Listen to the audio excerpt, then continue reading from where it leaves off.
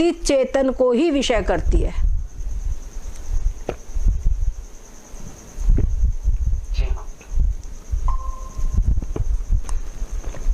ठीक है, ये बात समझ। चेतन और वस्तु चेतन दोनों एक हो जाते हैं। ठीक है, तो वो जो वस्तु है, वो जिसमें वस्तु का ज्ञान होता है तो उसमें चेतन का ही ज्ञान होता है। ठीक है, और चेतन यहाँ पे जो ज्ञान है, वास्तव में ज्ञान यानी चेतन को ही ज्ञान कहा है। संवित जो कहा गया है वो चेतन को ही संवित कहा गया है यहाँ पर। ठीक है, तो वस्तु का जो ज्ञान है, वास्तव में सच्चिदानंद स्वरूप परमात्मा क्या ज्ञान स्वरूप है ना, ज्ञान स्वरूप है, ये बताया गया। तो ज्ञान स्वरूप जो है, तो मतलब जो ज्ञान है वही परमात्मा का स्वरूप है, वही आत्मा का स्वरूप है, वही ब्रह्म का स्वरूप है। ठीक है जी। तो जो ये ज्ञान है, अब चाहे आपके सामने पुस्तक रखी हो, लेकिन पुस्तक को पुस्तक के ज्ञान के लिए अंतःकरण की वृत्ति गई तो पुस्तक को ग्रहण किया उसने। ठीक है, लेकिन वास्तव में जब पुस्तक का ग्रहण किया तो अंतःकरण की वृत्ति उपय चेतन और वस्तु उपय चेतन जब एक हुए, पुस्तक उपय चेतन हुए, तो वास्तव में वृत्ति ने चेतन को ही ग्रहण किया। तो यहाँ पर भी हमको ज्ञान जो है वो चेतन रूप है। ठीक है, अब कोई और वस्तु उठा लो, पर्स उठा लो, तो पर्स को ग्रहण करने के लिए जब वृत्ति गई तो वहां पे भी वही प्रक्रिया हुई कि अंतःकरण की वृत्ति पे चेतन और वस्तु पे चेतन एक हो गए। ठीक है, तो चेतन का ही वहां पर भी ज्ञान हुआ, तो चेतन ही ज्ञान रूप है। तो आप चाहे जितनी वस्तुएं ले लो, तो चेतन जो है वही ज्ञान है। तो ज्ञान एक है। निमित्त बन रही है ये वस्तु, ये नाम रूप उस ज्ञान के, तो निमित्त बन रही, यही उपाधि कहलाई गई है। समझ गए? जैसे समझ में, हाँ, जैसे घर आकाश है, आकाश पूरा एक ही है, आप उसको आकाश ही कहोगे, पर उस आकाश में घट उपाधि रख दी गई तो उसको घटाकाश कह दिया गया, है ना। वहीं पर अगर मठ उपाधि रखी गई तो मठाकाश कह दिया गया। ठीक है, और चाहे जो आप वस्तु रख दो, वस्तु की नाम से उस आकाश का नाम हो गया, है ना। ऐसे ही अब वहाँ वस्तु के नाम से आकाश का नाम हो गया, पर वास्तव में आकाश तो एक ही है। चाहे जितनी 50 चीज रख दो, उपाधि रख दो, तो उसके कारण आकाश तो घट नहीं बन गया, आकाश तो एक ही है। यही बात यहाँ पर हमको पकड़ने की है। तो चाहे नाम रूप जितने भी रख दिए गए हैं, शब्द स्पर्श रूप रस गंधित तमाम अनेकों विषय है, अनंत विषय है, इनका इतने भेद है कि अनंत है इनका भेद। आप लोगों को याद होगा विचार चंद्रोदय जब पढ़े थे तो भेद बताया गया था, तो भेद के अंदर में 5 प्रकार के भेद बताए गए थे, याद है। जीव ईश्वर का भेद, और जड़ का भेद, जड़ चेतन का भेद, याद आ गया। 5 प्रकार के भेद बताए गए थे। 3 बताए थे, सजाति विजाति स्वगत। वो तो स्वगत भेद ये है, वो तो स्वगत भेद है, लेकिन वहां पर जब अध्यास प्रकरण चला था विचार चंद्रोदय में, तो वहां 5 प्रकार की भ्रांति बताई गई थी कि नहीं? जी हाँ, याद आ गए।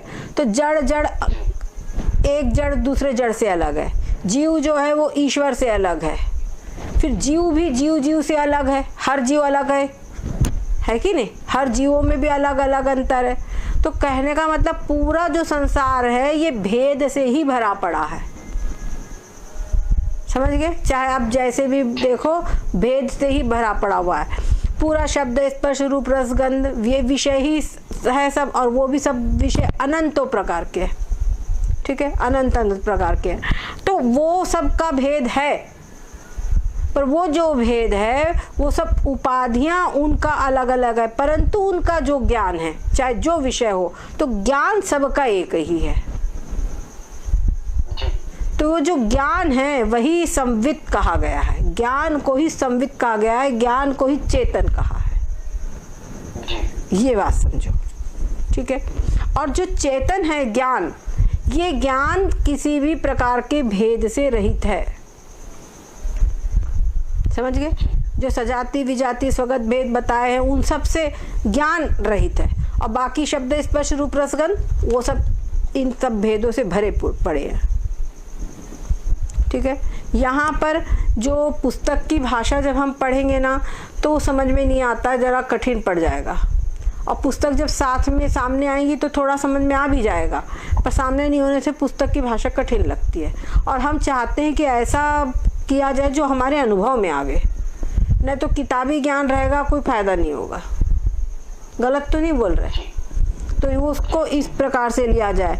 ये देखो सजाति विजाति स्वगत भेद ये तुमको मालूम है, तो ये जो 3 भेद है ये सारे भेद सब वस्तुओं में, ये 3 भेद सब वस्तुओं में, केवल ब्रह्म तत्व में ये भेद नहीं है। ठीक है, तो उसी प्रकार से शब्द है तो शब्द का ज्ञान, ठीक, शब्द का ज्ञान और स्पर्श का ज्ञान, रूप का ज्ञान, रस का ज्ञान, हर चीज़ का ज्ञान, और फिर उनमें भी चाहे जितने भी स्पर्श का ज्ञान, जितने भी भेद है सब भेद है वस्तुओं में। ठीक है, तो वस्तुओं में भेद है, विषयों में भेद है, पर उनका ज्ञान जो है वो एक ही है, ये बात यहाँ पे बताई जा रही है। ठीक है ना? ये हाँ, यहाँ पे इनका ये तात्पर्य भी है कि जो इंद्रियों के सही विषयों से जो संयोग होता है ये प्रमाणजन्य जागृत अवस्था को वो बताता है। हाँ हाँ, सही बात है। मतलब जिस ये जो है ये जागृत अवस्था ही तो बताई गई है। पहला जो श्लोक था शब्द स्पर्शादि, ये 3 नंबर का श्लोक, ये श्लोक में जागृत, यहाँ लिखा है वैचित्र्या जागरे, जागरे ने जागृत अवस्था में पृथक है। ठीक है, शब्द स्पर्शादयो वेद्या वैचित्र्या जागरे पृथक, जो शब्द स्पर्श रूप रस गंध आदि है ये वेद्य है, यानी जानने में जो पदार्थ आ रहे हैं जागृत अवस्था में वे सब अलग अलग है, परस्पर में सब परस्पर में अलग है, इसीलिए वो अलग है। ठीक है, और आगे कहते ततो विभक्ता, लेकिन उनसे अलग क्या, तत्संविद, उनका जो ज्ञान है, ततो विभक्ता तत्संविद, उनका जो ज्ञान है एक रूपया, वो एक रूपात है, वो एक ही रूप का है, जो उनका ज्ञान है वो एक रूप का है। ठीक है, एक रूप वाला है, इसलिए न भिद्यते, इसलिए वो अलग नहीं है। जो ज्ञान है वो सबका ज्ञान एक रूप है, इसीलिए उसका भेद नहीं है, ऐसा बोल रहे हैं। ठीक है, इसलिए मैंने कहा कॉपी, हाँ, कॉपी और पेन लेकर के बैठो, मैं हर शब्द का अर्थ बताती हूँ, वो शब्द का अर्थ लिखते जाइए। जो 2 पुस्तकें हम लोग ने अभी ली है, न तो विद्या भास्कर में इन शब्दों का अर्थ दिया हुआ है अलग अलग, नहीं इसमें दिया हुआ है, बस इसमें लेकिन इतना है कि इसमें अन्वय कर दिया, सबकी संधि विच्छेद करके दे दिया है, लेकिन अर्थ नहीं दिया है। अर्थ मतलब एक एक शब्द का अर्थ नहीं दिया है। ठीक है, अब आगे श्लोक नंबर 4, अभी जागृत अवस्था की बात बता दी गई। ठीक है, अब बता रहे हैं कि जो स्वप्न अवस्था है। ठीक है, 1 सेकेंड, तथा स्वप्ने अध्वेद्यं पुनः स्थिरं जागरे स्थिरं तद्वेदो तस्तयोः संविदेक रूपान विद्यते। ठीक है, अब सुनो, तथा स्वप्न्यत्र वेद्यं तु न स्थिरं जागरे स्थितं तद्भेदो तस्तयोः संविद एक रूपा न भिद्यते। कहते हैं कि उसी प्रकार से जैसे अभी जागृत अवस्था में आप लोगों को समझाया कि जागृत अवस्था में पदार्थ सब परस्पर में भिन्न भिन्न हैं, लेकिन उनका जो ज्ञान है वो एक रूप है, उसी प्रकार से स्वप्न अवस्था में भी वेद्यं, ये जो शब्द स्पर्श रूप रसगंध सब वेद्यं, ये सब वेद्य है। ठीक है, और क्या बोल रहे हैं, वेद्यं तू न स्थिरं, लेकिन स्वप्न अवस्था में भी ये स्वप्न शब्द स्पर्श रूप रसगंध वेद्य है, परंतु अंतर इतना है, क्या कहते हैं, वेद्यं तू न स्थिरं, लेकिन स्थिर नहीं है, यानी स्वप्न अवस्था में वो वेद्य पदार्थ शब्द स्पर्श रूप रसगंध स्थिर नहीं है, स्वप्न में स्थिर नहीं है। जागरे यानी जागृत अवस्था में जागरे में सप्तमी भक्ति लगी है, जागृत अवस्था में स्थिरम, लेकिन जागृत अवस्था में स्थिर है। ठीक है, तो कहते हैं तथा यानी उसी प्रकार, तथा का मतलब होता है उसी प्रकार, है ना, तथा यानी उसी प्रकार स्वप्ने अत्र, यहाँ, अत्र यानी यहाँ स्वप्न में वेद्यं मतलब वही पिछले श्लोक में जो बताया गया था शब्द स्पर्श रूप रसगंध, उनका फिर से यहाँ नाम नहीं लिया गया, तो कहते शब्द स्पर्श रूप रसगंध उसी प्रकार से यहाँ स्वप्न में वेद्य है, सपने में भी वो जानने में आते हैं, लेकिन अंतर क्या है, न स्थिरम, यहाँ स्वप्न अवस्था में वो स्थिर नहीं है, और जागरे स्थिरम यानी जागृत अवस्था में स्थिर है। ठीक है, आगे कहते हैं तद भेदो, ठीक है, उनका जो भेद है, उसका जो भेद है, ठीक है, जो जागृत अवस्था और स्वप्न अवस्था इन दोनों का भेद, ठीक है ना, तद भेदो वह जो भेद है, तद भेदो अतः इसीलिए, तयो यानी उन दोनों का, यानी जागृत अवस्था स्वप्न अवस्था उन दोनों का संविद मतलब ज्ञान, एक रूपा, वो एक रूप है, न भिद्यते, एक रूपा का होने से न भिद्यते, समझ में आई बात, एक रूप वाला होने से न भिद्यते। जागृत अवस्था में जो बताया गया उसी को स्वप्न में भी बताते हैं।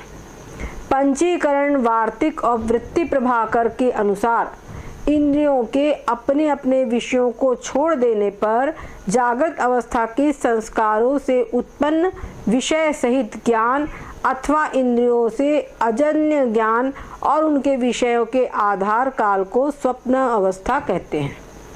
स्वप्न अवस्था क्या है ये बताया कि जागृत अवस्था में जो पदार्थों को हमने अनुभव किया है वो सब पदार्थों के जो संस्कार है, उन संस्कारों के कारण, उनके आधार पर जो सोने के बाद में निद्रा अवस्था में जो सब विषय दिखाई पड़ते हैं, उन संस्कारों के जो कुछ भी हमको संसार दिखाई पड़ता है वो स्वप्न अवस्था है। ठीक है, जैसे जागृत अवस्था में विचित्र होने से यानी अलग अलग होने से शब्द स्पर्श आदि विषय तो परस्पर भिन्न है, परंतु एक रूप होने से उनके ज्ञान संविद में परस्पर में कोई भेद नहीं है ना। जैसे जागृत अवस्था में शब्द स्पर्श रूप रसगंध तो अलग अलग है, लेकिन उनका जो ज्ञान है वो ज्ञान में भेद नहीं है, इसलिए ज्ञान एक रूप है। ठीक है, उसी प्रकार से तथा स्वप्ने, उसी प्रकार से स्वप्ने, ऐसे ही स्वप्न में भी ऐसा ही होता है। ठीक है, तथा स्वप्न मतलब स्वप्न में भी ऐसा ही है कि जो शब्द स्पर्श रूप रसगंध है वो सब अलग अलग है और उनका जो ज्ञान है वो एक रूप है। ठीक है, वहाँ भी शब्दादि विषय ही परस्पर भिन्न है, यहाँ पर भी शब्दादि विषय परस्पर भिन्न है, उनका जो ज्ञान है संविद वो परस्पर में भिन्न नहीं है, संविद जो है वो एक रूप है। ठीक है, अब यहाँ पर शंका उठाई गई है, ये रामकृष्ण टीका जो संस्कृत में है ना भैया, वो संस्कृत की टीका के आधार पर ही ये लिखी गई है। स्वप्न अवस्था में जागृत अवस्था की भांति जब विषयों का भेद और उनके ज्ञान का अभेद है, ठीक है, स्वप्न अवस्था में जागृत अवस्था की तरह ही जब विषयों का भेद यानी विषय परस्पर में अलग अलग है और उनका जो ज्ञान है वो एक रूप है, उनके ज्ञान का भेद है, तो स्वप्न और जागृत में परस्पर क्या भेद है? क्या बोले? स्वप्न अवस्था और जागृत अवस्था तो फिर एक जैसी हो गई, वहाँ पर भी विषय अलग अलग है और जो उनका ज्ञान है वो एक है, दोनों जगह ऐसी है, तो जैसी जागृत वैसी स्वप्न, फिर दोनों में अंतर क्या है? तो इस बात का समाधान करते हैं, यहाँ पर इसका समाधान कहते हैं अत्र वेद्यं न स्थिरं, अत्र ने यहाँ जो स्वप्न अवस्था है उस स्वप्न में वेद्य, वेद्य मतलब जो भी पदार्थ है, जो सामने परिदृश्यमान, जो भी सामने दिखाई देने वाले पदार्थ है, जो भी शब्द स्पर्श रूप रसगंध सभी वस्तुएं हैं, वो सब वस्तुएं प्रतीति मात्र शरीर वाली होती है। क्या प्रतीति मात्र है उनकी, ठीक है। न स्थिरंग, वो सब स्थिर नहीं है। चिर स्थायी वो नहीं है, ठीक है, वो चिर स्थायी नहीं है बल्कि प्रातिभाषिक है। जो स्वप्न अवस्था में जो पदार्थ दिखाई पड़ते हैं वो सब क्या है, प्रातिभाषिक है। परंतु जागृत अवस्था में परिदृश्यमान वस्तु समूह दूसरे समय में भी, यानी वर्ष 2 वर्ष पीछे अथवा दूसरी जागृत अवस्था में भी दिखाई पड़ते हैं, अतएव स्थायी है। क्लियर हुआ? क्लियर हुआ कि इन दोनों का अंतर? जागृत अवस्था स्वप्न अवस्था के अंदर में दोनों एक रूप है, लेकिन दोनों का अंतर ये है कि जो जागृत के पदार्थ है वो सब क्या है, वो सब स्थायी है, चिर स्थायी है, बाद में भी प्रतीत होते हैं, लेकिन जो स्वप्न के पदार्थ है वो स्थिर नहीं है, वो एक जागृत में दूसरे जागृत में गायब, एक ही समय में बस जितनी देर दिख रहे उतनी देर है, उसके बाद उनकी कोई सत्ता नहीं है, वो सब प्रातिभाषिक है। ओम, ठीक है। अतएव, अतः कहा ना ये ततो तद भेदो अतः तयोः संविद एक रूपान विद्यते, उनका जो ज्ञान है वो एक रूप है, ठीक है, उनका जो ज्ञान है वो एक रूप है, इसलिए उसमें भेद नहीं है। इसलिए विषयों की स्थिरता और अस्थिरता रूप विलक्षणता के कारण ये दोनों अवस्थाएं परस्पर भिन्न हैं। अब फिर शंका उठती है, जब स्वप्न और जागृत दोनों परस्पर भिन्न हैं तो उनके ज्ञान भी भिन्न होंगे। जब वो मतलब अवस्थाएं भिन्न है तो उनके ज्ञान भी भिन्न होंगे। तो इसका समाधान करते हैं, तयो संविद एक रूपा न भिद्यते, ठीक है, कहते